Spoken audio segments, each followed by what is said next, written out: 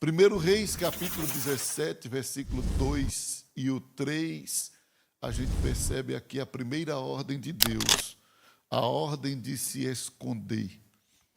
Eu disse o quê? A ordem de se esconder.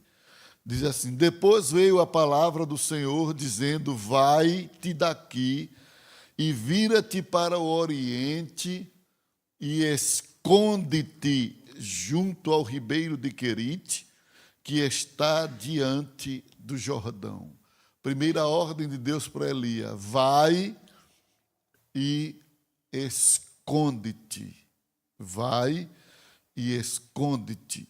E Elias seguiu o que Deus lhe orientou e foi para Querite, depois de ter declarado a palavra do Senhor para Acabe, que não haveria chuva nem orvalho. Então veio esta ordem de Deus para Elias: vai e esconde-te.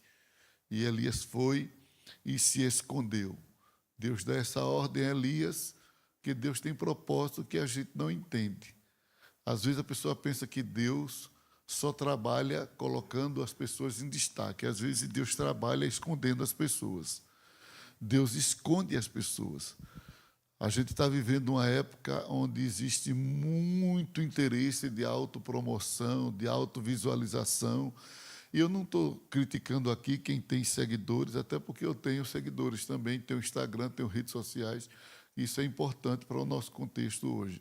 Mas as pessoas vivem em torno disso, estão aferindo o homem de Deus com base nisso, como se o homem de Deus fosse homem de Deus por ter tantos mil seguidores. E não é a quantidade de seguidores que determina o nível de comunhão espiritual das pessoas. Porque se fosse por isso, o Cristiano Ronaldo seria o camarada mais homem de Deus aqui em Portugal, porque a quantidade de seguidores que ele tem como jogador. Então, não é a quantidade de seguidores que determina o nível espiritual das pessoas. Não é isso. Então, a gente precisa ter muito cuidado, porque tem homens de Deus que Deus quer ele escondido. Amém? Tem pessoas que Deus escolhe, Deus chama, mas Deus determina: esconde-te. E é sempre bom saber de que o esconderijo de Deus tem propósitos, tem finalidade. Eu não vou me deter aqui, porque este não é o ensino que eu preciso trazer aqui. Eu vou falar sobre o obreiro fora da rota. Eu estou apenas introduzindo para mostrar quem era Elias no caminho de Deus. Então, percebo que Deus mandou ele se esconder e ele se escondeu. Querite, este nome significa cortar no tamanho certo. Dá a entender que Deus levou Elias para o Querite, para um tratamento ministerial e espiritual na vida de Elias.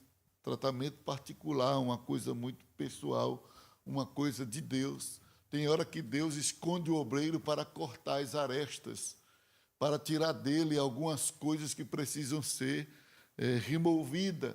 E Deus, como é muito ético, Deus faz isso no seu particular, no seu esconderijo, para não estar expondo as pessoas. Então, Deus leva Elias para o Querite, para tratar de Elias ali, nas experiências que deu a ele, tanto no sobrenatural, como submetendo ele ao natural. O ribeiro era o natural de Deus, os corvos trazerem pão e carne era o sobrenatural. Então, no esconderijo, Deus trabalha com o natural e o sobrenatural, preparando o obreiro, levando ele ao maior nível de intimidade e conhecimento espiritual. Depois de Deus tratar com Elias em Querite, Deus emite uma outra ordem, no capítulo 17, versículo 8 e o 9. Capítulo 17, versículo 8 e o 9. Primeiro, Deus ordena que ele se esconda, mas agora Deus ordena que ele se levante. Diz assim o texto: então veio a palavra do Senhor dizendo: levanta-te e vai a Sarepta, que é de Sidom, e habita ali. Eis que eu ordenei ali a uma mulher viúva que te sustente. Então, na primeira ordem, Deus diz: vai a Querite. e esconde-te ali. Vai-te daqui e vira-te para o oriente e esconde-te junto ao ribeiro. Na segunda ordem, Deus diz: levanta-te e vai a Sarepta. Então, na primeira, Deus esconde. Na segunda, Deus levanta. Deus ordena Elias se levantar. E isso é interessante, que às vezes a gente quer que Deus nos levante, mas às vezes Deus não nos levanta. Deus ordena a gente se levantar. Tem gente que fica só esperando Deus levantar ele. É tão acomodado na vida espiritual. Não, Deus vai me levantar. Não, tem hora que Deus se levante. É você que tem que fazer por onde. É você que tem que se desprender. É você que tem que estudar. É você que tem que orar. É você que tem que se dispor. Então, tem hora que o crente é que tem que se levantar. Se o pródigo ficasse esperando o pai levantar, ele morreria junto dos porcos. Mas ele disse: levantar-me-ei e irei ter com meu pai. Então percebam de que primeiro Deus ordena Elias se esconder. Depois Deus ordena Elias se levantar. Se levantar, se posicionar de pé, se aposturar de pé. Se posturar de pé, ter a postura ereta, firme, estar em pé, não se prostrar, não se acomodar. E se levantar é sai deste cômodo, sai desta posição de acomodismo, sai desta posição de conformismo, te levanta, te posiciona, reage, estou parafraseando, te move. Te move. Tem hora que o crente ele precisa entender que depende muito dele as experiências espirituais. Deus deu ordem à viúva para sustentar Elias, mas Deus não levou Elias. Elias tinha que ir com seus próprios pés. Amém? Porque tem gente que quer que Deus dê a ordem à viúva e ainda leve ele nas costas e bote lá na casa da viúva. Não, aí não. Não é assim não que funciona não. Deus pode prover, agir antecipadamente com a provisão, mas não com a locomoção. Você que vai sair, você que tem que fazer a sua parte, que é muito importante a gente saber disso na vida espiritual. Existe um princípio que rege a vida espiritual chamado de sinergia, diferente de monergia. Monergia é quando Deus assume total controle. E acontece isso, pastor? Acontece. Tem coisas que Deus age de forma monérgica. Ele mesmo assume todo o controle. Ele disse, pela boca de Moisés aos filhos de Israel: nesta peleja não tereis que pelejar. Não tereis que pelejar. Você não vai fazer nada. Ele disse: o Senhor pelejará por vós.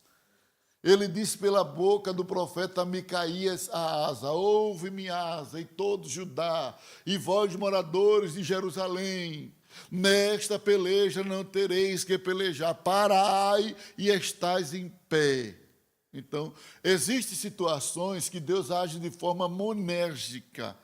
Ele assume total controle, ele é total responsável, se responsabiliza por tudo.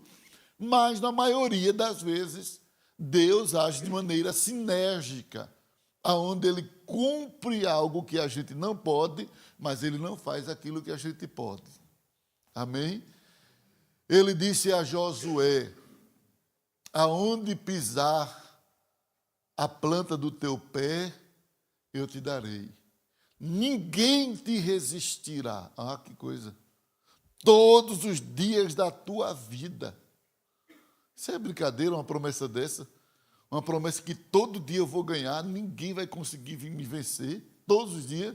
Mas ele diz lá no versículo 6, 7, 8, esforça-te. Ele disse assim: fica sentado que eu faço tudo. Não, esforça-te.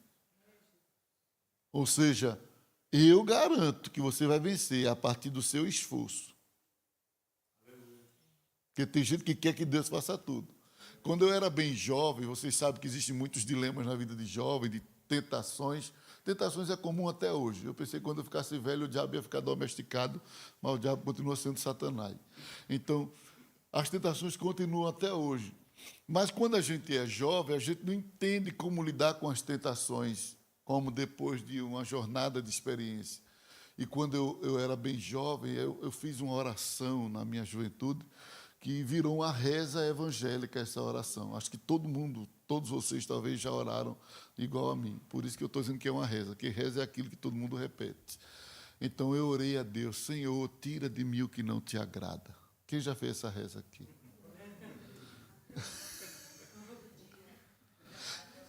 E eu lembro que um dia, quando eu estava fazendo essa reza, com o nome de oração nossa, e eu: Senhor, tira de mim o que não te agrada e tal, e fazia promessa a Deus.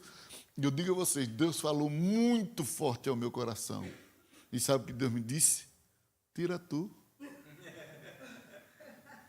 E eu entendi tanto que era Deus falando comigo, que eu respondi audivelmente: como tiro eu? Já estou pedindo ajuda. Aí ele disse para mim: eu digo o que não me agrada e tu para de fazer. Interessante isso, né? Que a gente fica dizendo: tira de mim o que não te agrada, responsabilizando Deus a tudo. Como se Deus agisse só dentro de um monergismo.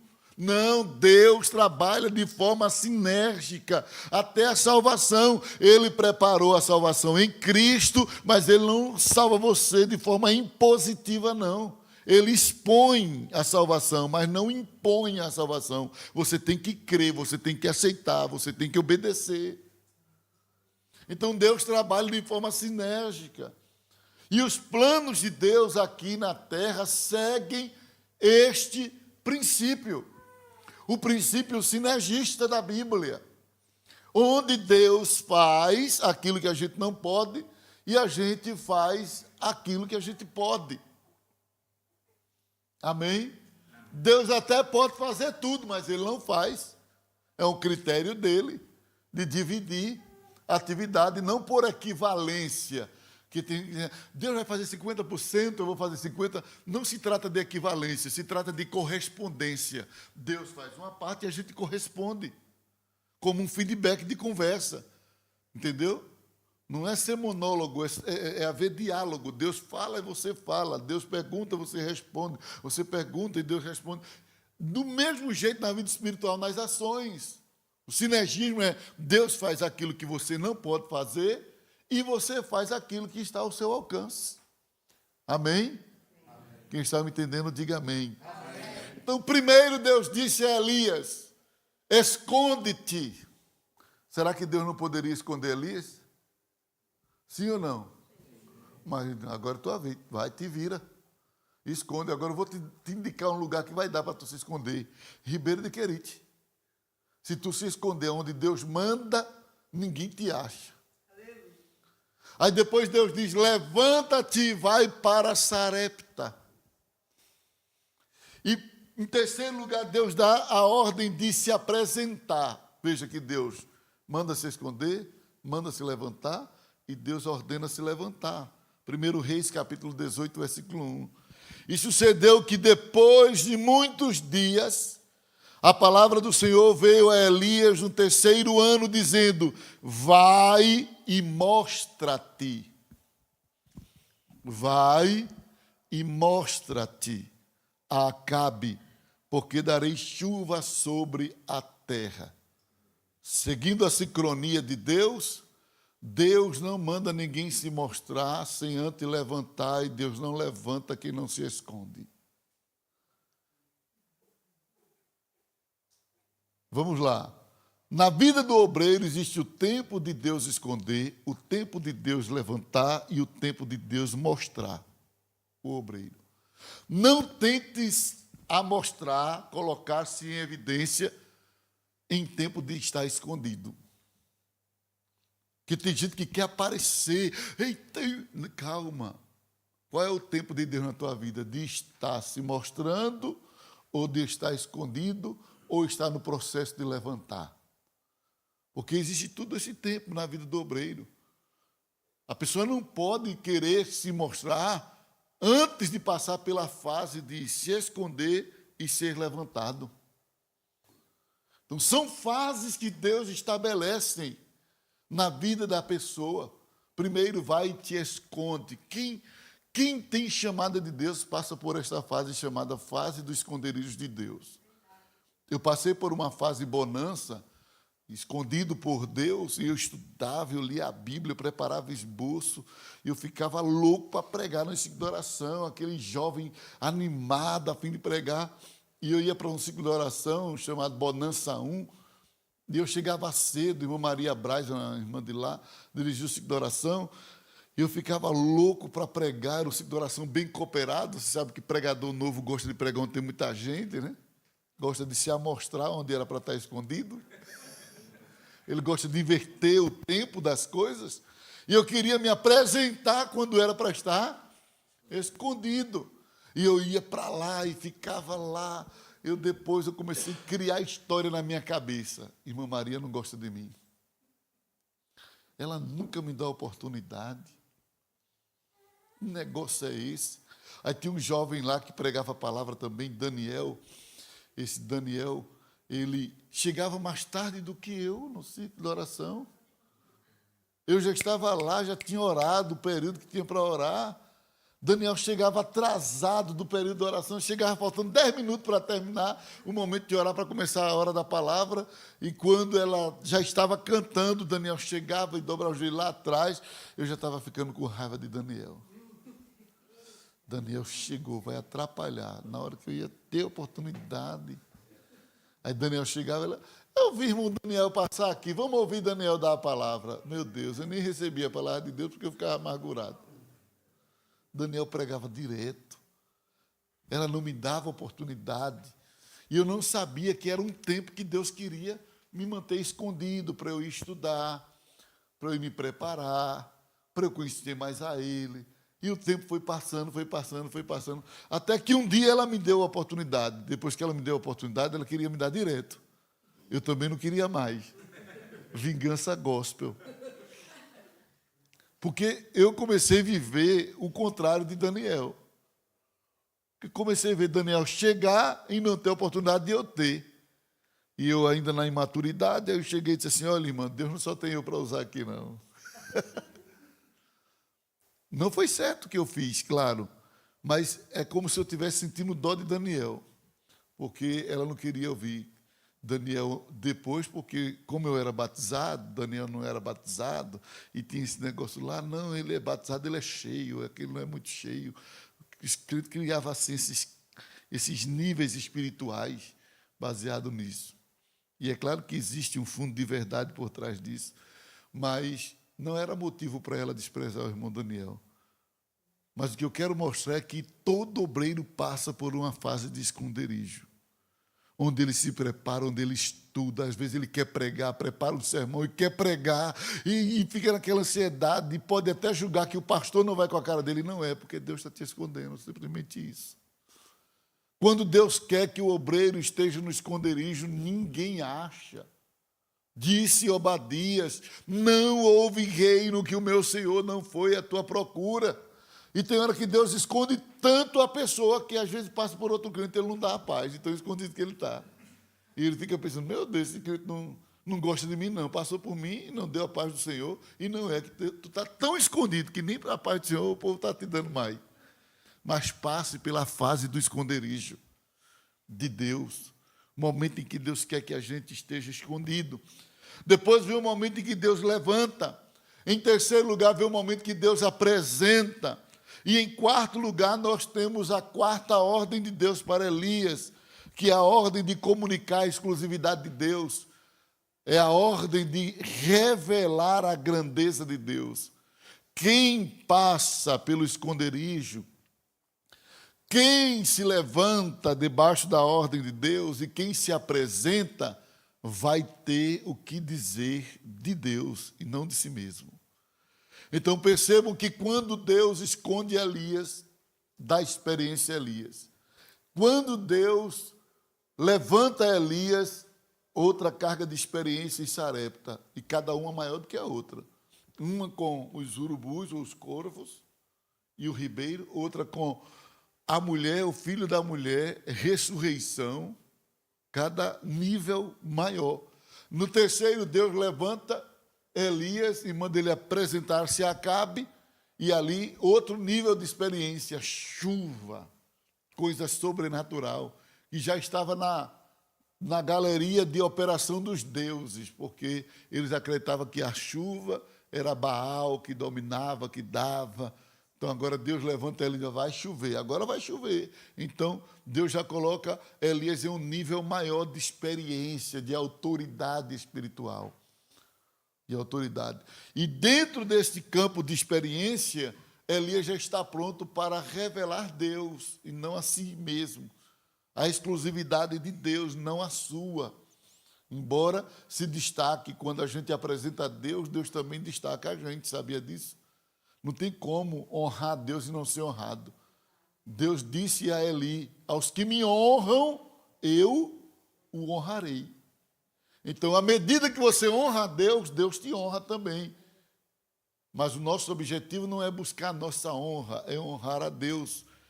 E Elias, ele trabalha dentro desse viés de comunicar a exclusividade de Deus. Capítulo 18, versículo 36, quando ele desafia os profetas de Baal e de Azerar, ou de Azera, como alguns chamam, ele faz isso baseado numa ordem implícita. A gente não vê essa quarta ordem de Deus, mas Elias comunica acerca dela quando está no momento da exposição do altar.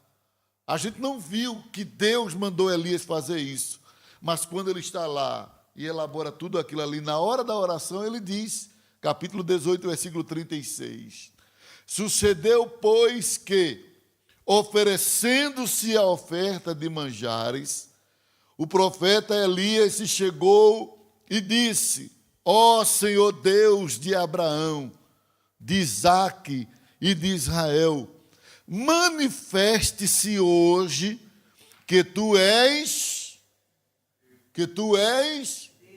Primeiro, ele queria que quem era que tinha que ser manifestado ali? Deus. Se revele hoje, que todos tenham conhecimento hoje, que tu és Deus.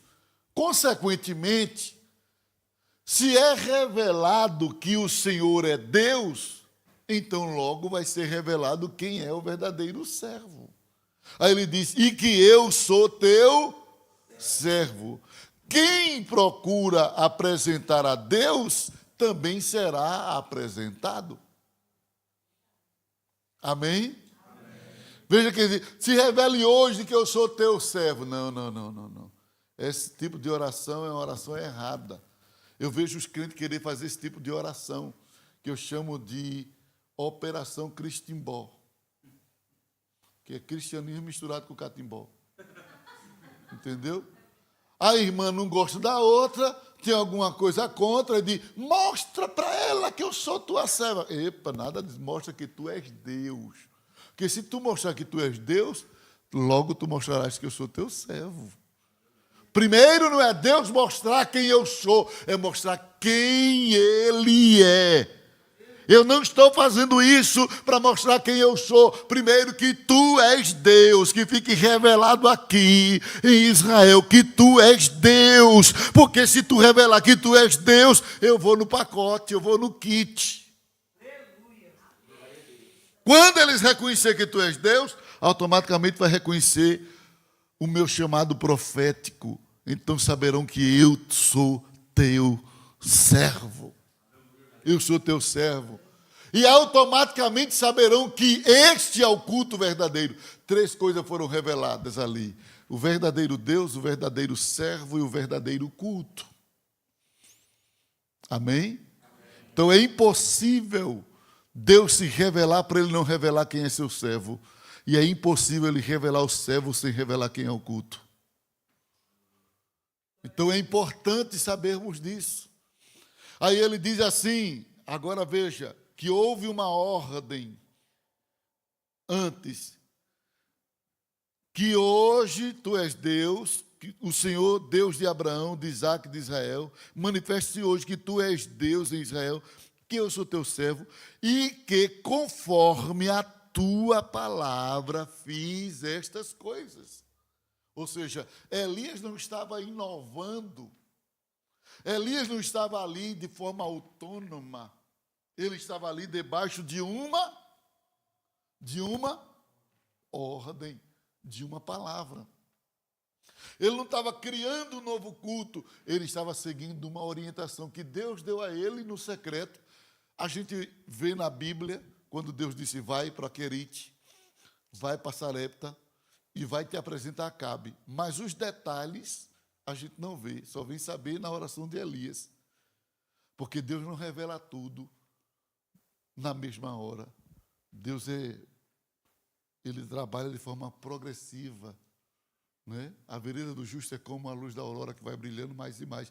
Deus vai revelando aos poucos as coisas. Se Deus revela tudo na hora, então abre-se brecha para o diabo querer se amostrar, mas Deus vai trabalhando em oculto. Tem muita coisa que Deus não revela a gente, tudo na hora. E quando Deus revela alguma coisa para a gente, Ele pede segredo para a gente não comunicar a todo mundo. Porque tem gente que sofre muito porque abre a boca para dizer uma coisa que não era para ser dita naquela hora. É apressado para comunicar as coisas.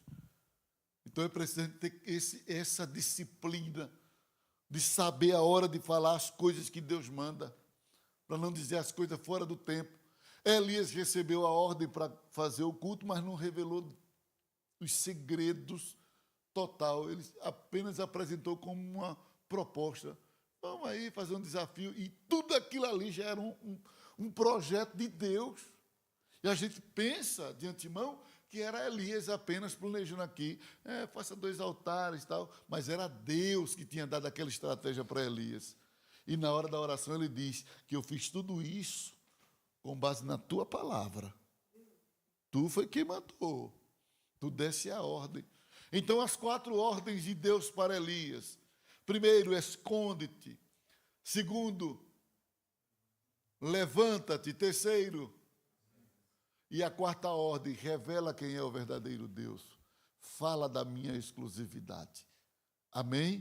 Amém? Então, a partir dessas experiências de Elias, de revelar Deus no fogo, na água, pela oração que ele fez para que houvesse chuva, isso trouxe uma comunicação tão grande que o povo de Israel, na mesma hora, o povo começou a gritar: só o Senhor é Deus. Só Yahvé é Deus. Ou seja, o povo tomou o partido certo, o povo estava titubeando, o povo estava com o coração dividido, estava numa bifurcação, aqui ou ali. E Elias chega a dizer: se Baal é Deus, segue-o; se Jeová é Deus, segue Jeová. Mas não coxinha em 2 pensamentos, porque uma hora o povo inclinava para Deus, outra hora inclinava para Baal. Como se vê hoje nas igrejas, uma hora é crente, uma hora está no mundo, uma hora é cheio de poder, outra hora está lá frio, uma hora é igreja, outra hora é só televisão, Netflix, e fica acomodado ali, e depois, não, vamos me levantar, aí volta para a igreja de novo. Aí fica assim, entre Baal e Deus. Mas Elias diz: hoje eu vou propor um desafio, tudo na direção de Deus, e vocês sigam o que for correto. E naquele desafio, o povo começa a clamar: só o Senhor é Deus, só o Senhor é Deus. Ou seja, o povo se convence que o verdadeiro Deus é Yahvé, é o Senhor. E nada melhor para um pregador do que pregar e ver o povo reconhecer Deus. É ou não é? Ver os resultados, pregar e uma multidão se converter. É muito bom. A gente se sente o tampa de cruz. É bom demais. Só que o fato de Deus fazer os milagres não anula os processos de sofrimento. E às vezes a gente se convence pelos resultados imediatos de uma pregação. Eita, Deus está comigo. A gente tem uma tendência de aferir a presença de Deus pelos resultados imediatos. Só que o que garante que Deus está conosco não é só um resultado imediato de uma pregação. É a convivência com Deus diariamente. Porque depois daquele movimento, depois daquele congresso, eu vou contextualizar, depois daquele congresso, começou a surgir agora os desafios para Elias. Acabe vai para o palácio, fala mal de Elias. Jezabel desafia Elias dizendo: 24 horas eu te mato. Por essa hora eu te mato. Elias vai e introjeta toda aquela informação, internaliza, fica angustiado, abre mão do jovem servo que lhe dava apoio, o seu auxiliar, entra no deserto, deita-se debaixo de um zimbro, pede a Deus para morrer. Deus dispõe de um anjo padeiro. O anjo vem, prepara pão, dá a Elias água no deserto, coisas inusitadas, coisas exclusivas, que eu não conheço nenhum outro servo de Deus que Deus fez isso com ele na Bíblia, de forma particular, pessoal, individual. Por 2 vezes o anjo dá comida para Elias, manda ele levantar e seguir, anuncia que não é o fim, não era o tempo dele morrer, não era o tempo dele partir, porque ele queria morrer.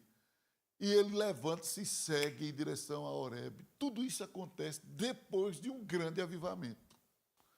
Que as pessoas pensam que depois de um grande evento ele vai ser reconhecido, agora que ele vai ser aplaudido, vai aumentar o número de seguidores e tal, e às vezes não é. O que lhe reserva é uma cova, é uma luta, é uma tribulação, depois de uma grande pregação. Depois de uma grande experiência com Deus, nem sempre vem uma situação de ser ovacionado, aprovado, aplaudido. Às vezes vem uma luta. Uma luta. Enquanto uns se convencem que Deus é com você, o outro se convence que você é um concorrente forte. E aí começa a pelejar contra a sua vida. Mas o maior problema de Elias durante este processo que ele passou se deu ao pensar que, por causa de seu tempo de experiência ministerial, que é um perigo quando a gente começa a se apoiar nas experiências e parar de depender de Deus. E eu não estou tirando o valor das experiências. É muito importante a experiência da vida cristã, as experiências ministeriais, mas a gente não pode usá-la para substituir a nossa dependência a Deus. Quem me entende diz amém. Porque tem gente que para de orar, não, mas eu já tenho experiência. Para de buscar, mas porque eu já sou um homem experiente, eu já tenho... Cuidado, experiência não substitui dependência. Abrindo um parêntese aqui, lembre-se que quando Davi foi lutar contra os filisteus na primeira batalha dele como rei, os filisteus se reuniram, se agruparam e Davi consultou a Deus. E Deus disse: vai, peleja, tu vai vencer. E Davi pelejou e venceu os filisteus. Depois de 1 ano, os filisteus se reuniram novamente e declararam guerra contra Davi. Davi poderia dizer assim: oxe, 1 ano atrás, Deus disse que eu ia vencer, eu vou partir para cima, vou degolar tudinho. Mas ele não fez isso. Ele não foi pelo caminho da experiência, ele foi pelo caminho da dependência. Aí ele chama novamente o sacerdote e diz: consulta a Deus aí, se eu devo lutar contra os filisteus. Mas ele já tinha experiência de vitória. Por que ele não foi pela experiência? Aí Deus disse: não vá. Não vá. O quê? Não vá. Você não vai lutar contra os filisteus. Você vai ficar escondido em tal lugar. Olhem as copas das amoreiras. Quando você vê as amoreiras balançarem, aí sim, aí agora você pode ir, porque eu saí na tua frente.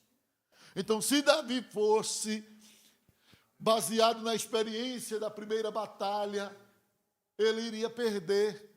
Porque mesmo lutando contra o mesmo inimigo, não significa que Deus vai usar a mesma estratégia.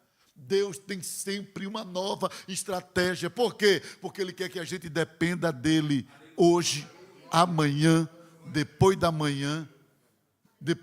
É assim. Mas tem gente que às vezes se apoia na experiência e usa a experiência para substituir a dependência. Eita lá. Irmãos, tem que prestar atenção no que a palavra de Deus está nos dizendo. A gente vai desprezar a experiência? Não, mas vai aliar a experiência com a dependência. Amém? Eu tenho experiência, mas eu vou depender de Deus. Tem hora que a gente vai ter que buscar na experiência recurso para lutar. E pastor, mas não para tomar decisão. A gente toma decisão baseado na dependência. Veja que quando Davi, ainda jovem, eu vou voltar para Elias, estou dando só alguns exemplos de experiência e dependência. Davi, quando ele era bem jovem, que ele ouviu o desafio de Golias, e ninguém quis lutar contra Golias, Davi se dispôs a lutar, procurou, foi levado, à presença de Saul. Saul passou o currículo de Golias como um guerreiro experimentado, um vencedor inédito, não tinha histórico de derrota e tal, um campeão extraordinário dos filisteus. Então percebam que quando subestimaram ele para tentar impedir Davi de lutar, aí Davi disse assim: deixa eu te contar a experiência. Porque agora não era uma questão dele depender de Deus, era dele convencer. Experiência serve para a gente convencer incrédulos, mas não para anular a nossa dependência a Deus. Então ele disse: deixa eu contar uma experiência. Esse teu servo aqui apacentava as ovelhas de seu pai. Veio um leão, veio um urso, e eu matei, tomei a ovelha da boca dele. Então a experiência, quando Saul ouviu a experiência, disse: Deus é com esse menino. Aí Saul disse: eu vou ganhar um créditozinho. Faz o seguinte, eu te autorizo tu lutar, agora usa a minha armadura. Como a batalha era num vale, se Davi vem com a armadura de Saul, as pessoas que estão assistindo lá de cima vão pensar que é quem que está descendo o vale. Tem muita gente querendo ganhar crédito em cima de tu, em cima dos talentos que Deus te deu. Aí Davi disse: deixa eu tentar aqui para ele não dizer que eu estou rejeitando as propostas dele. Está vendo que eu não consigo andar com isso aqui? Eu não consigo andar com isso. Deixa eu lutar do meu jeito. Para Saul, era mais importante ganhar crédito ou ganhar a batalha. Era no momento depois de Davi ter provado ali, ele disse: é melhor esse camarada lutar e vencer. De todo jeito eu vou ganhar alguma coisa aqui. Que eu sou o rei, então vai do jeito que tu sabe ir. E Davi foi. Mas veja que quando Davi vai lutar contra Golias, ele não diz a Golias a experiência que disse a Saul. Quando Golias disse: mandaram para mim aqui um menino, pensando que eu sou um cachorro, com pau e pedras, por todos os deuses eu te amaldiçoo, e tu não vai ter funeral, tu vai ficar aqui exposto, eu vou dar tua carne às aves do céu, não vai haver sepultamento, tu vai ter uma morte desonrosa. Era isso que ele estava dizendo. Tu vai morrer e vai ter uma história, um final desonroso, porque eu te darei a tua carne às aves do céu. Quer dizer, não vai ter sepultamento, não vai ter nada. Isso era terrível. Aí, o que é que Davi diz? Ah, mas eu venci o urso, venci. Não, ele disse assim: tu afrontaste o Deus de Israel. Ele não usa a experiência dele para lutar, ele usa a dependência. E ele diz: o Senhor me entregará hoje a tua cabeça, e todos saberão que tem Davi, não, que há um Deus em Israel. Aleluia. Aleluia. Aleluia. Se preocupe em apresentar Deus, porque quando você se preocupa em dizer: é Deus que vai aparecer, Deus diz: então eu vou revelar quem é meu servo também. Aqueles que me honram, diz o Senhor, eu honrarei, eu honrarei. Honre a Deus. Se preocupem, nos preocupemos em honrar a Deus. Então percebam que Elias, ele tomou o caminho errado quando se apoiou em experiência. E a pessoa que se apoia em experiência, achar que o tempo de experiência ministerial lhe dá carta branca para tomar decisões independentes. Dá não. A experiência não é carta branca de Deus para a gente fazer o que quer e Deus assinar embaixo. Não. A experiência é subsídio, motivação para a gente saber que Deus já esteve com a gente antes e não vai nos abandonar agora, mas não é para a gente tomar decisões à parte de Deus. Então, quando Elias ouve a ameaça de Jezabel, então ele toma decisão independente, não consulta a Deus, ele chega para o jovem, fica-te aqui, não me acompanhe mais, eu vou por esse caminho aqui, tu fica aí. E o jovem deixa Elias, que aqui já tem uma outra lição. Tem gente que está com a gente só enquanto a gente está no monte, enquanto tem fogo, enquanto tem chuva, quando chega o momento de depressão, fica.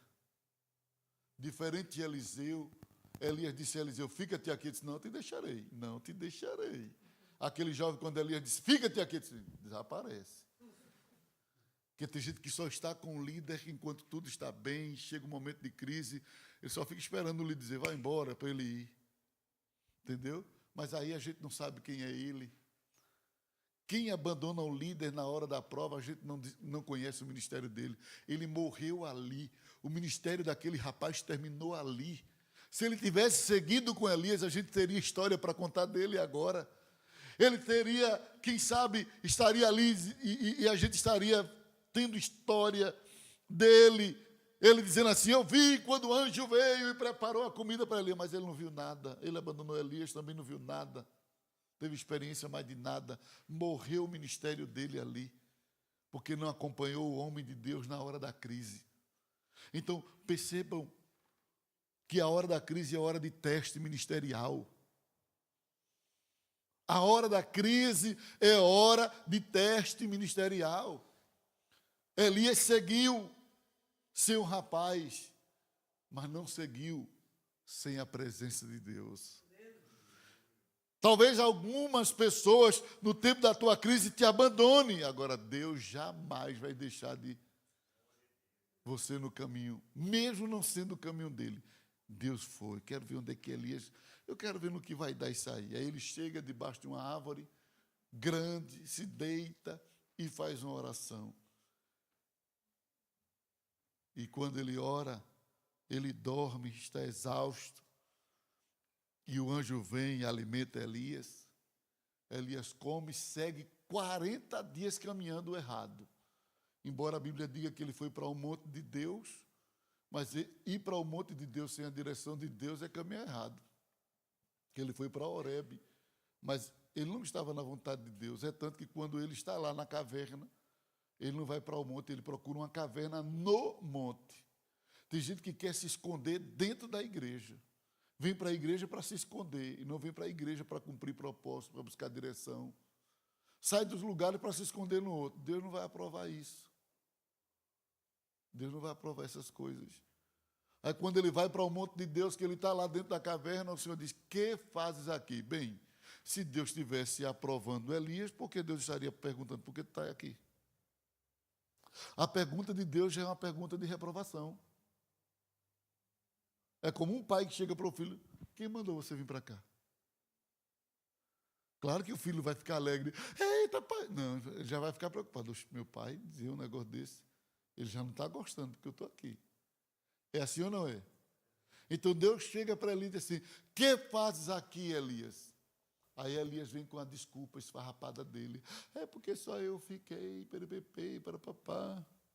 Aí Deus diz a Elias, sai desta caverna e vai lá para fora para eu falar contigo. E aí eu digo, Deus fala em tudo que é lugar, mas só se revela onde Ele dá o endereço. Amém? Deus fala em tudo que é lugar, mas só se revela onde Ele dá o endereço. Deus não se revela em todos os lugares. Ele disse a Jeremias, capítulo 18, levanta-te e desce à casa do oleiro, porque lá falarei contigo. Jeremias poderia dizer, tu não já está falando aqui? Continua. Não, mas não é o falar assim, Jeremias, é o falar revelatório. Eu falo em qualquer lugar, mas me revela onde eu dou o endereço. Na casa do oleiro. Deus fala com Elias dentro da caverna. Que fazes aqui? Deus fala, mas não se revela dentro da caverna. Deus fala com Abraão dentro da tenda. Abraão, Abraão, sai da tenda, Abraão. Por quê? Eu vou me revelar fora da tenda. Então, Deus fala em qualquer lugar, mas só se revela onde Ele dá o endereço. Amém? Revelação de Deus tem endereço, porque são coisas privadas, particulares, são os momentos off com Deus. O que Elias viu do lado de fora não poderia ver dentro da caverna. O terremoto foi fora, o vento foi fora, o fogo foi fora e a voz suave veio do lado de fora. O que Abraão viu fora não podia ver dentro da tenda, o céu, as estrelas, as galáxias, para ele contar as miríades de estrelas. Dentro da tenda ele não tinha como ver isso. Então Deus dá endereço, porque no endereço Deus vai abrir o leque. Vai nos dar uma visão macro das coisas. O que Jeremias viu na casa do oleiro, não poderia ver na sua casa. Então, Deus fala num bar, Deus fala na rua, Deus fala em qualquer lugar. Agora, revelação de Deus, Ele só dá aonde Ele dá o endereço. Amém? Então, Deus dá endereço, ou não dá endereço? Deus dá endereço, Deus se revela às pessoas. Então, queridos, Elias, quando é corrigido por Deus, Deus diz a ele, volta pelo teu caminho. E essa frase aqui é a palavra-chave deste assunto. Quando o obreiro toma o seu caminho, não é o meu caminho. Deus não disse volta pelo meu caminho, não, é pelo teu. Volta pelo teu caminho. Tem muita gente que está andando no seu próprio caminho. E, a título de informação, existem 3 caminhos na Bíblia. A Bíblia fala de 3 caminhos. A Bíblia fala do caminho reto. A Bíblia fala do caminho da direita. E a Bíblia fala do caminho da esquerda. Amém? Quando a Bíblia fala do caminho reto, está falando do caminho de Deus, que é o caminho do equilíbrio espiritual. Na visão apologética, direita e esquerda são extremos na doutrina. Quer dizer, quando o Senhor disse a Josué, não te desvie nem para a direita nem para a esquerda. São pessoas que são extremistas. E tem gente que são extremistas até no positivo, porque direita é símbolo do positivo, esquerda é símbolo do negativo. Todo mundo sabe disso na Bíblia. Não tem nada a ver com partido político. Entendeu? Mas, biblicamente, Jesus está à mão direita do Pai. É assim ou não é? Então, mão direita ali é positivo, aprovado. Mas, quando a Bíblia fala do caminho direito, do caminho esquerdo, o primeiro aspecto desse caminho, na analogia bíblica, são os extremos. Pessoas que, às vezes, se desviam da vontade de Deus, que é o equilíbrio, e declina para o lado direito, se torna extremista na fé. Aí querem fazer coisas para Deus que Deus nunca pediu. Querem fazer coisas que Deus nunca exigiu. Querem ser mais crente do que todo mundo. Querem carregar um título de santidade maior do que todo mundo. Entendeu? Aí entra no caminho do extremo, porque quando só entra nesse caminho do extremo positivo, porque ele está extremado, mas está para as coisas boas, quer orar demais, quer jejuar demais, aí adoece. É ou não é? Tudo com equilíbrio. A Bíblia mandou a gente amar a Deus, mas não mandou a gente amar a Deus loucamente, não. Amarás o Senhor teu Deus com todo o teu entendimento. Ou seja, o amor a Deus não pode ser desequilibrado. Aí as pessoas que amar a Deus vivem tanto na igreja que esquece a família, que esquece a esposa, que esquece todo mundo. Aí ama tanto a Deus, nesse aspecto, e eu não estou me referindo a quem é chamado para dirigir igreja, porque ali está vivendo ali para a igreja com a família. Mas pessoas que não têm uma vocação para esse lado de viver plenamente pela igreja. Aí ama tanto a Deus que abandona, não quer trabalhar, não quer fazer nada, quer que Deus só mande. Não, não é assim não, é equilíbrio. Quando não é isso, aí pende para o outro extremo, que é o negativo. Caminho da crítica, ninguém é bom, ninguém prega bem, só ele. E se ele não estiver na frente do culto, o culto não vai, e não sei o que, aí pende para o negativo. Só que a palavra de Deus é, nem te desvie nem para a direita, nem para a esquerda, siga equilibradamente. Esse é o aspecto apologético, doutrinário. O aspecto espiritual, genérico, é caminho da direita, caminho do homem, caminho da esquerda, caminho de Satanás, caminho reto, caminho de Deus. Então existem 3 caminhos: o do homem, o de Deus e o do diabo. Vamos ver isso na Bíblia? Vamos lá? Para não ficar só em teoria. Vamos lá. Caminho do homem, Provérbios 19, versículo 1 e o versículo de número 9.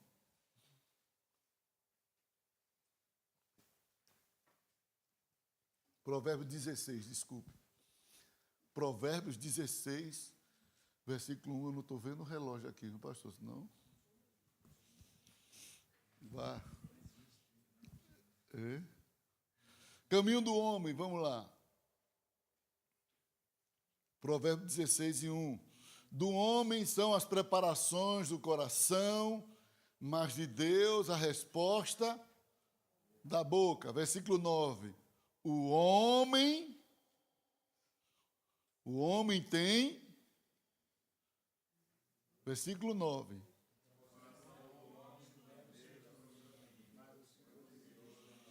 Pronto.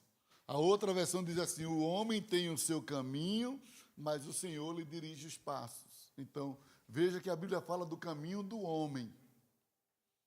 Amém? Caminho do homem. Agora, a Bíblia também fala do caminho de Satanás. 1 Timóteo capítulo 5, versículo 15. 1 Timóteo capítulo 5, versículo 15.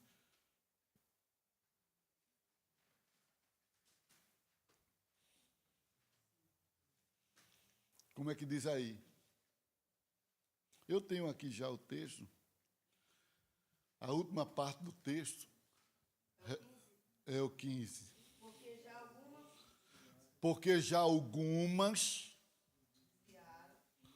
se desviaram, veja que quer dizer, se desviaram, estavam no caminho certo e saiu para outro caminho, ok? Se desviaram e foram o quê? Indo após Satanás. Indo após quem? Satanás. Quem vai após vai atrás. Então o diabo seguiu, ele foi atrás do diabo. Então existe o caminho do diabo. Amém? Deu para pegar aí? Algumas se desviaram indo após a Satanás. É claro que no contexto aí é o falso ensino. É o falso ensino. Elas seguiram Satanás, se desviaram. Então saíram do caminho certo e foram para um caminho que o diabo era quem estava na regência. O diabo era que estava na frente. Está falando de mulheres que começaram a seguir o diabo. E por incrível que pareça, se vocês analisarem isso aí, esse texto aí, ele fala do berço do feminismo. Foi aí onde nasceu o feminismo, a teoria do feminismo. Porque o que Paulo está combatendo aí já era as sementes do feminismo na igreja, onde se pregava que a mulher era igualitária aos homens. E Paulo diz que essas mulheres estavam indo após o diabo, porque eles estavam deixando o seu papel de mulher para seguir um padrão de vida independente dos homens. E o diabo disse que isso era ensino, Paulo diz que é ensino do diabo, caminho do diabo.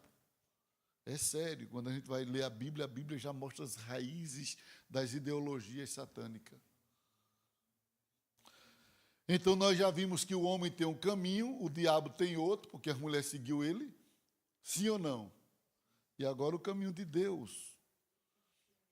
Provérbios 4 e 27. Não declines para a direita nem para a esquerda, retira o teu pé do mal. Provérbios 14, 2. Quem anda na retidão teme ao Senhor, mas o que anda em caminhos tortuosos, esse o despreza. Então, quem anda no caminho reto, correto, equilibrado, perfeito, certo, esse é que tema a Deus. Provérbios 14, 2. Então, nós temos aí 3 caminhos: caminho do homem, caminho do diabo e o caminho de Deus. É importante a gente saber disso, para a gente não generalizar, achar que tudo é Satanás, porque tem crente que é assim, acha que tudo é o diabo, não é? Tudo atribui a Satanás. Eu não estou fazendo apologia a ele aqui, não. Eu apenas estou mostrando que existem coisas que não é o diabo. Entendeu? Um obreiro se estressa na igreja, está com o diabo no couro. Aquilo está... Não. Existe o ser humano também. Tem hora que a pessoa pode agir na direção de Deus, sim ou não? Tem hora que a pessoa pode agir na influência do diabo, sim ou não? E tem hora que a pessoa pode agir na influência da própria natureza carnal, sim ou não? Então, são 3 aspectos aqui de manifestações e reações. Age por uma reação divina, por uma reação satânica e por uma reação meramente carnal humana. Porque tem gente que é assim, fica colocando Satanás em tudo, em tudo. Eu, uma vez, fui chamado por uma irmã, eu dirigi uma escola lá em Casa Amarela, e a irmã chegou para mim e disse assim: ô, irmão meu marido está vendo o diabo lá em casa. Eu disse: ei, irmã, ele está tão perturbado, já faz dias que não dorme. Eu chamo ele que eu vou falar com ele aqui na secretaria. Aí o irmão veio. O irmão já veio de forma sinistra, eu já estava com medo dele. Ele já chegou assim. Eu sozinho na secretaria, disse: não, esse cara está doido. Pô, não, meu irmão, pateou. Ele: pateou, meu irmão, pateou. Sente, meu amado. Vamos sentar. Sente. Ele se assentou. O que é que está acontecendo? Sua esposa disse que o senhor está vendo Satanás? Ele disse: e então? Ele falava já de forma macabra, já quer me fazer medo. Ela disse: o senhor está vendo Satanás aonde? Ele disse: na foto que está lá em casa. Na foto. E eu pensei assim, deve ser aqueles quadros, com aquele cara lá em cima do cavalo matando aquele dragão. Eu pensei na hora. De São Jorge, deve estar tendo alucinações. Eu disse: o que é que tem lá nesse quadro? Qual é a imagem? Ele disse: minha foto. Eu disse: pronto. Eu disse: sua foto? Aí ele disse: é, minha foto. Eu disse: o que é que o diabo faz na sua foto? Ele disse: para onde eu vou, eu olho para mim. Meu olho lá da foto. Eu disse: mas veja só, como foi a posição que o senhor tirou sua foto? Semelhante à foto da carteira de identidade, assim, frontal. Eu disse: meu amado, essa posição de foto, se o senhor vem para o lado da foto, assim, e olhar, o olho está virado para o senhor. Não é o diabo, não. Eu disse: é o diabo. Eu disse: então faça o seguinte, eu vou na sua casa orar. Ele disse: o senhor vai? Eu disse: eu vou, agora com uma condição. Se o senhor tirar outra foto de costa e botar lá, não é o senhor de frente, é de costa. Se o seu pescoço virar, é o diabo mesmo. Nunca mais que esse irmão viu o diabo. Porque tem gente que é assim, é extremista, irmão. Vê Satanás em tudo. O menino está chorando ali. Esse menino está com algum demônio. Não, é menino, gente. É menino, o cara se estressou na igreja. Aí fica já botando: não, calma, eu sei que nós somos espirituais. Mas não precisamos espiritualizar tudo. Tem coisa que é gente ruim mesmo, mal criado. Que faltou umas pisa boa quando era criança para aprender. Entendeu? Perdeu o dengo, a manha, faltou isso. E logo nessa geração de agora, eu nunca vi uma geração tão mole como essa geração de agora, irmão. Na minha época, um presbítero repreendia os membros assim, a gente aceitava caladinho e ficava. Hoje, vou lhe processar. Constrangimento, abuso de autoridade, arruma tanta da lei, cristofobia, Cristo não sei o quê, é toda da coisa, irmão. É difícil essa geração. Então, faltou umas pisa boas em alguns crentes quando era criança, para aprender, perder essas manhas, essas besteiras, sabia? Aí a gente vai ter que lidar com essa ruindade hoje e ter equilíbrio. E não demonizar, satanizar comportamento, entender, né? Ruindade, falta de pisa. É saber identificar. Saber identificar. Então, isso aqui serve para a gente saber disso. Existem reações divinas na pessoa, reações satânicas e reações humanas. E a decisão de Elias não foi satânica. A gente não vê assim, Deus dizendo, o diabo te desviou. Não, tu te desviasse. Deus não diz assim, Satanás te tirou da rota. Ele disse, não, tu saísse da rota. E ele diz assim, volta pelo teu caminho. Agora, preste atenção que eu quero ser bem rápido aqui para encerrar. O que tirou Elias da rota? Isso aqui é que é importante, que eu quero que vocês vejam. E anotem. Primeira coisa que levou Elias a sair da rota. O que contribuiu para ele sair da rota? Diga, anote aí, decepção. Anote isso aí. Porque alguns obreiros saem do caminho de Deus. Sai do propósito de Deus, sai da direção de Deus. Vou lhe mostrar porque, primeiro, decepção. O que tem tirado algumas pessoas do propósito de Deus, porque algumas pessoas têm se desviado do caminho de Deus. Decepção. Elias depositou expectativa e credibilidade em quem não prestava. E isso é que tem levado algumas pessoas a se desviar. Acredita e deposita expectativa em quem não presta. Elias achou que, dizendo a Acabe, corre, vai ter chuva abundante, olha, Deus vai fazer um milagre. Achou que aquilo iria converter Acabe. Querido, se a palavra de Deus não converteu, muito menos os milagres de Deus converte. Quem não quer ser convertido? Tem pessoas que pensam que presente vai convencer as pessoas a ser seu aliado. Tem pessoas que pensam que fazendo coisas boas para quem vive lhe rejeitando, vai fazer aquela pessoa lhe aceitar. Deixa de ser bobo, pelo amor de Deus. Gente que machuca a gente, Deus não mandou a gente ter comunhão. Deus mandou a gente ter paz, tende paz com todos, mas não diz tende comunhão com todos, não. Pare de acreditar e nutrir expectativa em pessoas que não prestam. Você sabe que a pessoa não presta, não gosta de você, é ruim para você. E você fica querendo dar presentinho. Vamos comer uma pizza? Vamos não sei o quê. E aquela pessoa fica só querendo te pegar para dar o bote. Quem decidiu ter natureza de escorpião nunca vai ser uma bênção. Você já viu a história do escorpião e do sapo? O escorpião disse ao sapo, ô senhor sapo, me leva para o outro lado aqui, que eu quero passar esse rio. O sapo disse, monta nas minhas costas. E saiu reimando.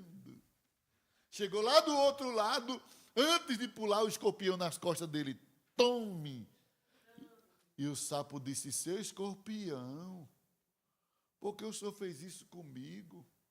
Eu lhe ajudei a passar. Isso é minha natureza, seu sapo. É minha natureza. Então não pense que você, ajudando o escorpião, vai transformá-lo em uma bênção. Ele vai ser sempre escorpião, se ele não for transformado por Deus. Se Deus que é Deus não mudou, teu presente vai mudar as pessoas. Se esse tempo todo Deus falando, ele nas igrejas, muda de igreja e vai para a igreja, e eles não mudam, porque o teu presentezinho hoje vai mudar. Para de ser bobo, não coloca credibilidade nem expectativa em pessoas que não prestam. Senão tu vai se desviar do teu ministério, do teu propósito. Elias pensou que Acabe ia se converter. Acabe chegou lá em Jezabel, não falou de nenhum milagre de Deus, percebeu? Ele não disse a Jezabel, caiu fogo do céu e foi uma maravilha. Oh, Jezabel, Elias orou e a chuva... Não, ele disse assim, ó, Elias acabou de matar teus profetas. Ele não fala de nenhuma maravilha, ele só falou daquilo que era conveniente a Jezabel. Tem gente que vai ver Deus te usar e tal, mas só vai querer pegar um ponto para te prejudicar. Não vai falar de nada do que Deus fez através de ti. Só do teu lado, dos teus pontos lá, que vai beneficiar teu inimigo, que vai nutrir teus inimigos. Então, parem de depositar crédito em pessoas que não prestam. Eita lá, pastor, sou rei do Brasil. Deus me trouxe para te avisar. 2, porque Elias se desviou. Primeiro, por causa da decepção. Segundo, porque deu atenção. Segunda coisa, para de dar atenção à voz de pessoas que não estão no controle do teu destino. Tem gente que fica ouvindo as notícias de Jezabel e não ouve o que Deus disse. Para de dar atenção para pessoas que não estão no controle da tua história. Tem gente que fica ouvindo o diabo. Deus fala tanto com essa pessoa. Se o diabo disser uma coisa, ele já perde o controle. Como se a palavra do diabo tivesse mais valor do que a de Deus. Pare de dar atenção à pessoa que não está no controle e no domínio do teu destino. Pare com isso. Porque tem gente que fica querendo dar mais crédito ao que o diabo diz do que ao que Deus diz. Uma vez uma irmã me parou no caminho. Eu estava passando uma prova com um pastor lá em Pernambuco. E uma irmã me parou no caminho e disse assim: toma, bichinho. Eu fiquei assim, eu vinha da casa de Dário, né, do meu sogro. Fiquei sem entender. Toma, bichinho. E ela parou assim, quase daqui para a porta. Quero ver agora tu sair dessa. Eu disse: pronto. O diabo não veio e mandou a secretária dentro de mim. Eu disse: o que essa mulher está dizendo? E ela se aproximando, que a gente ia assim, tá, de encontro um ao outro. Aí quando eu fui chegando, Jesus me deu uma palavra para essa mulher. Pelo amor de Deus, isso é uma afronta. Eu sei que eu tenho que desprezar essa afronta, mas também isso já é demais. Eu já estou numa prova dessa. Mas, irmãos, quando eu cheguei perto, Deus me deu uma palavra. Quando ela foi chegando perto de mim, disse assim: e agora? Eu disse: foi você que me fez a promessa? Que quem me fez a promessa não me disse o que você está me dizendo. Segui em frente, ela ficou lá muda. Em outras palavras, eu estava dizendo a ela: eu não vivo pelo que as pessoas dizem e pensam de mim. Eu vivo pelo que Deus sabe e diz de mim. Então, pare de credibilizar. Eu estou numa igreja, vou mudar dessa igreja porque a irmã fez uma cara feia e disse que não gosta de mim. Gente, para de dar o controle das tuas emoções para quem não gosta de você. Enquanto tem uma que não gosta, tem 10 que ora por ti, tem gente que te ama, tem gente que te quer aqui. Mas tem que gosta de dar atenção a quem não presta. Não, dê atenção a quem é bom. Jesus não perdia tempo com fariseu. Jesus gastava tempo com discípulo. Amém? Jesus não perdia tempo com fariseu, Jesus gastava tempo com discípulo. Quando os fariseus vinham para ele, parábola. Quando eram os discípulos, ele, interpretação de parábola. Vem cá, vocês eu converso, aqui eu hablo, eu digo, com discípulo, mas com fariseu, parábola. Com fariseu, técnica de parábola, com discípulo, revelação. Mas tem que ficar abrindo o coração para quem não presta, parábola. Para quem é íntimo, coração. Glória a Deus. Deus é fiel. Aleluia. Posso continuar? Amém. O que é que eu encerro aqui?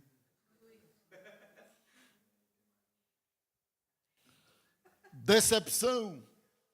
Porque alguns se desviam. Decepções. Porque alguns se desviam. Atenção. Dar atenção. Dar crédito às ameaças de Jezabel. Todo mundo que para ouvir o diabo se desvia. No dia que a mulher parou para ouvir a serpente, a desgraça começou. É ou não é? Quando você para dar atenção para quem não presta, começa uma desgraça na sua vida. Para de dar atenção. Em nome de Jesus.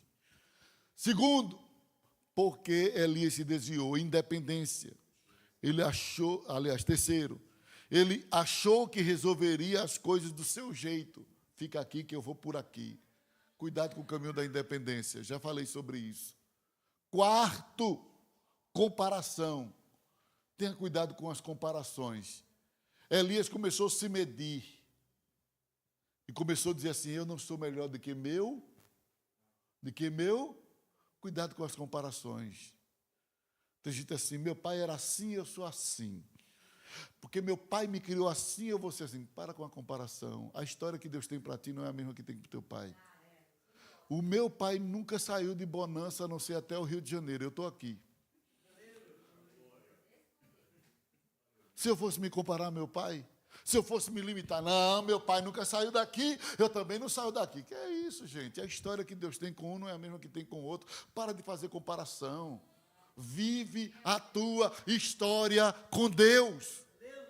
Não limita a Deus a experiência de teu pai.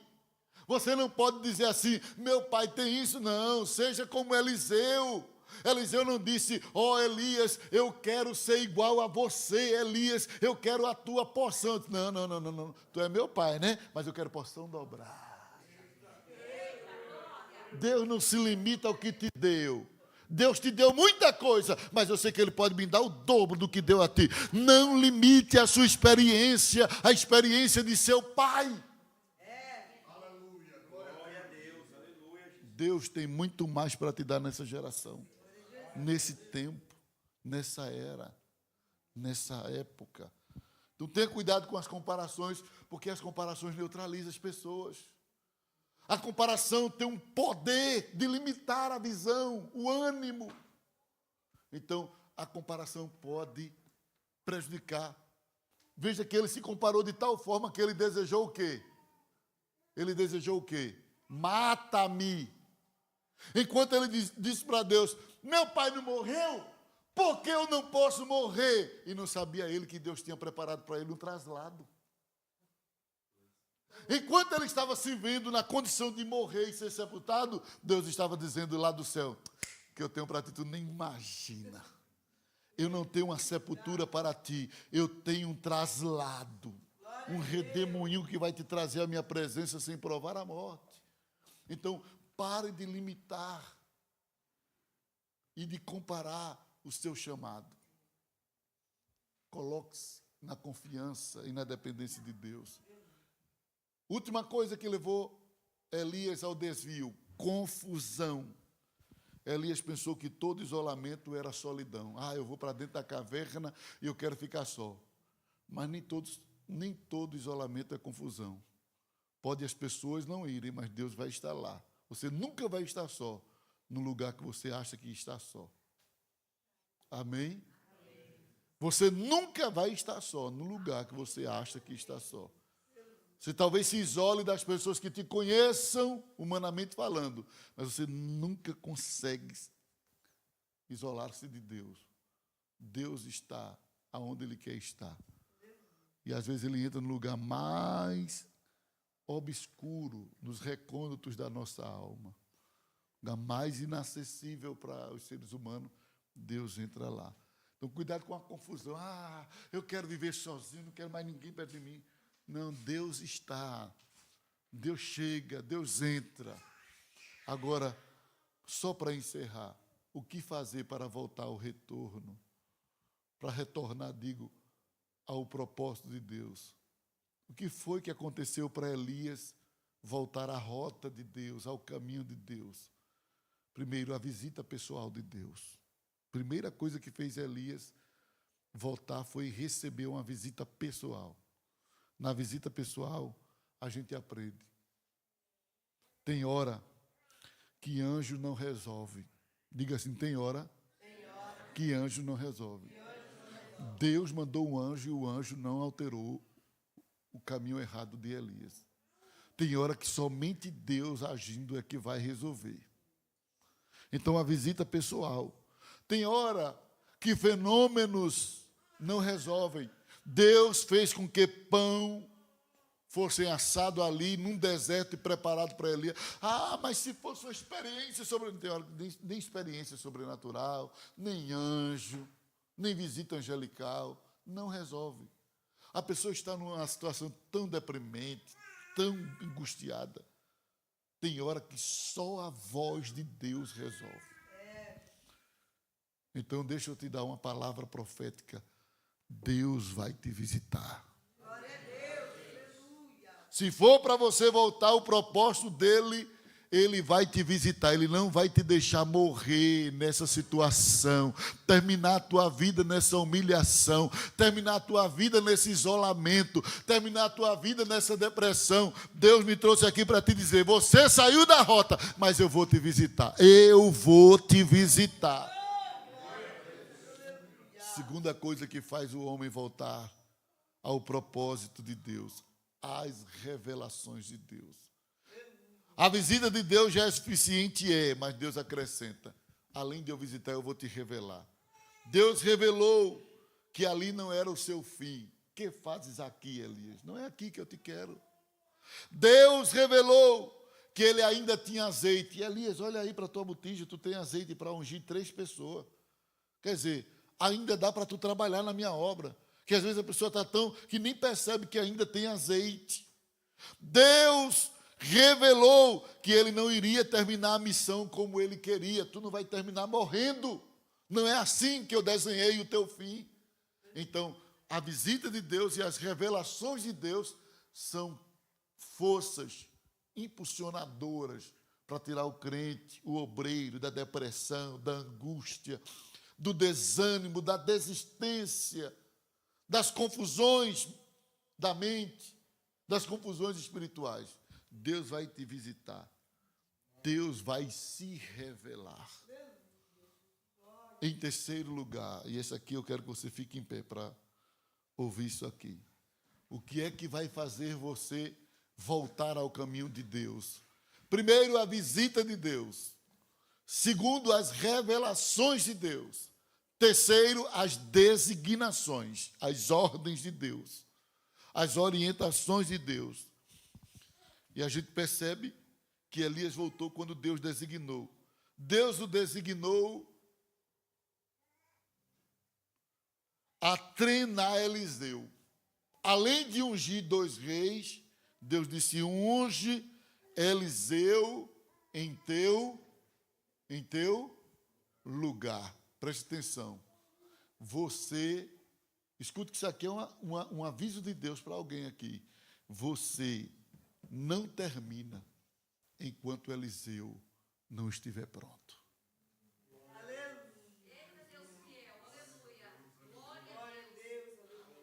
Talvez você chegue, Senhor, não aguento mais, é tanta luta, esse filho, essa filha. Deus está dizendo, você não morre nem parte enquanto você não treinar quem eu quero que fique. Você tem que treinar quem eu quero que continue a história. Você não termina a sua história enquanto você não treinar Eliseu. Enquanto Eliseu não estiver pronto, você não parte, Elias. Você não sai, Elias. Eu não te tiro, Elias. Eu não te arrebato, Elias. Eliseu tem que estar pronto. É a designação de Deus para alguém. Não desista de Eliseu, não abandone Eliseu, porque o teu voo depende da preparação de Eliseu. Você não vai morrer enquanto não vê a tua cria pronta para dar continuidade à história de Deus. Você não vai morrer enquanto não vê os teus seguindo o caminho que Deus quer. Receba isso como promessa de Deus aqui nesta manhã. Você não vai partir enquanto você não vê a sua descendência cumprindo um propósito de Deus nesta terra. Então, enquanto Eliseu não está pronto, você não sai, diz o Senhor. Aleluia. Aleluia. Aleluia. Aleluia. Se você não crê nisso, então você não sabe o que é conviver com Deus. Se você começar a crer na voz das circunstâncias, mas ele está no mundo, ele está na prostituição, ela está lá na maconha, nas drogas, mas Deus está dizendo, enquanto Eliseu não estiver pronto, você não sai. Eu te trouxe esse mundo para preparar alguém, para dar continuidade a essa história. E Deus está te dando a resposta. A razão de eu não ter te guardado, de eu não ter te tirado, a razão por eu não deixar Satanás te enlouquecer diante de tanta prova, de tanta luta, é porque eu te designei para cuidar de Eliseu. Eu te designei para treinar alguém. Tu só vai quando alguém estiver pronto. Eu estou sentindo a presença de Deus. Tá chorando porque se você tem um Deus que cuida de você e jamais te esqueceu, Ele sabe de tudo que você está passando e mandou te dizer que Ele está cuidando. Lembra de onde você veio e aonde que você chegou. Lembra de todos os livramentos que você já passou. Nem era para você estar aqui, mas Deus falou assim: este aí vou levantar, e onde colocar a mão eu vou abençoar. Não chores, quem cuida de você não dorme. Levanta, tem muita gente que te ama. Deus mandou te dizer que vai acontecer. Deus mandou te falar que tudo vai passar. Vai passar. Eu sei que esta luta logo vai passar. Está doendo, mas não vai querer parar. Não deixe a esperança em você morrer. Você precisa crer. Vai chegar a solução. Uramadagaia, sangue me cantori minahas. Você vai ter de volta o que você perdeu. Só não se desesperes, pelo amor de Deus.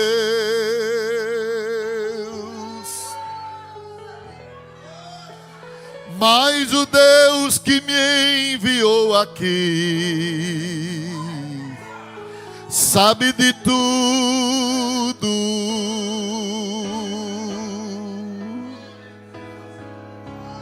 Ele me mandou falar que vai, é Ele quem vai mudar seu rumo.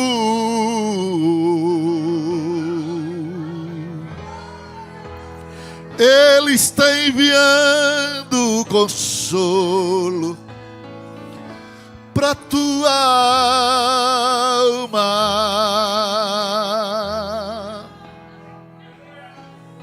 Enxugue essas lágrimas do rosto e tenha calma.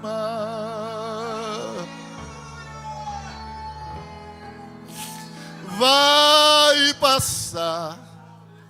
Eu sei que essa luta logo vai passar. Está doendo, mas não vai querer parar. Não deixe a esperança em você morrer. Você precisa crer.